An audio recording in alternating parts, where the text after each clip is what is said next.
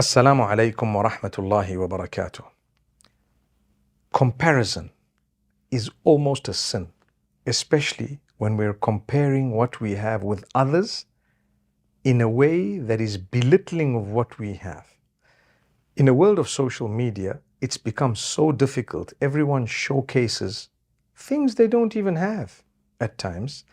And then people who see it are looking at this perfect image of some perfection that didn't exist because it was either photoshopped or it was just a video shoot for a purpose. And yet we begin to think what I have is nothing. I don't have a spouse like this. I don't have children like this. I don't have a home like this. I don't have holidays like this. I don't have money like this. A lot of it is material. The Prophet Muhammad, peace be upon him, helps us dealing with this difficulty of comparison by telling us that look at those who have less than you in terms of worldly material items. It will help you to appreciate what you have. Live in contentment.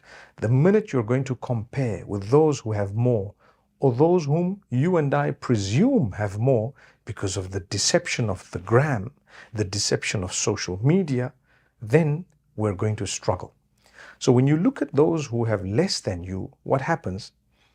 You appreciate. I have a house. Alhamdulillah, these people are living in a hut. Alhamdulillah, we have a road, a tarred road, a narrow one. They have a gravel road. Subhanallah. Alhamdulillah, we have water from the tap twice a week. They have to take a bucket and walk 5 miles before they can fill dirty water from the river into that bucket and bring it back home. But when you look at those who have more than you, even if you have your vehicle, you look at another one, you're not happy. You have your phone, you look at a better one, you're not happy. You have your spouse, you look at another one, you're not happy. It goes far beyond all of that until you lose every point of your happiness. So if you don't know how to use social media, it will cause a lot of stress and even depression, because you will feel like you have nothing. You will feel like you've missed out. In fact, people are finding it difficult to get married because it is said that the demands have become so high that those people who can meet those demands are non-existent. So you're looking for someone who is not on earth, or very few of them might be on earth. You're looking for someone who can use social media to con the people into believing they have things. Remember this. So therefore, many couples who show themselves online, some are blessed, mashallah. They teach a lot of goodness. Kudos to them, and we must congratulate them. But there are so many who are struggling in their relationships, yet online they don't show you that. Many who have divorced, many who have had ugly breakups. Sometimes we get to hear about it and sometimes we don't. It's none of my business, to be honest with you. But the way it was shown, many other people's lives were broken because they were comparing their lives with the life you never lived. But you didn't tell us about all your issues. We didn't know. We saw a hypocritical side that covered up the real life issues and showed people perfection that was non-existent in your own life. So it broke so many homes, and now yours is broken. It can happen. It has happened. It does happen. Be careful. My brothers and sisters, not everything that glitters is gold, as they say. Because to be honest with you, when you look at things and you want to compare, only compare with those who have less than you. Inshallah, you will never go wrong. Follow that coping mechanism. Dealing with the difficulty of comparison is such that if you follow the Prophet Muhammad, peace be upon him's guidelines, it won't be difficult at all. And then when you come to piety and God consciousness, taqwa and closeness to Allah, then you compare with those who are above you so that you're encouraged to do more. I prayed all night. This person prayed all night, every night. I fasted 3 days a week. should I say 3 days a month. This person fasted Mondays and Thursdays as well. MashaAllah, I read the Quran in 1 month. This person read it in thrice a month, and so on. I've been in the masjid and I come quite early. Well, this person's been first every single Friday. Subhanallah. I dress appropriately. Well, this person's been in a place worse than where you were, and they've come out better than where you are. It should be encouraging.